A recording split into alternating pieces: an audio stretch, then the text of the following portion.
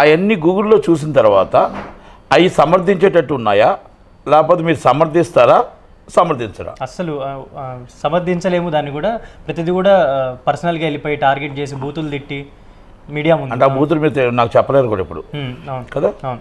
అంటే దాన్ని బట్టి మనం మీరు సమర్థించలేరు అంటే అంత అసభ్యకరంగా అంత అబ్యూజింగ్గా మాట్లాడి ఫ్యామిలీస్ని మాట్లాడే వ్యక్తిని అరెస్ట్ చేయకపోతే ముద్దు పెట్టుకుంటారా? ఇది ఎప్పుడు చేయాలి తెలుసా? వైసీపీ గవర్నమెంట్లోనే అరెస్ట్ చేయాలి. నెంబర్ 1. ఎవరైనా చట్టానికి అతీతులు కారు. రాజకీయం ఏదైనా ఉండొచ్చు, చట్టానికి ఒకటే చట్టం ఒకటే ఉంటుంది కనుక ఆ రోజే అరెస్ట్ చేయాలి. నెంబర్ 1.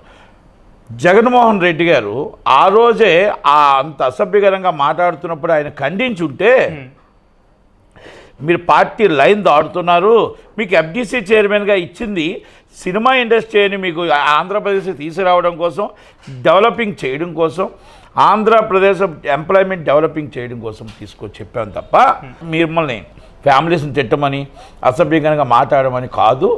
కనుక దయచేసి ఇది ఇంకొకసారి ఇది రిపీట్ కావద్దు అని మీరు మాట్లాడి ఉండుంటే హుందాతనంగా ఉండే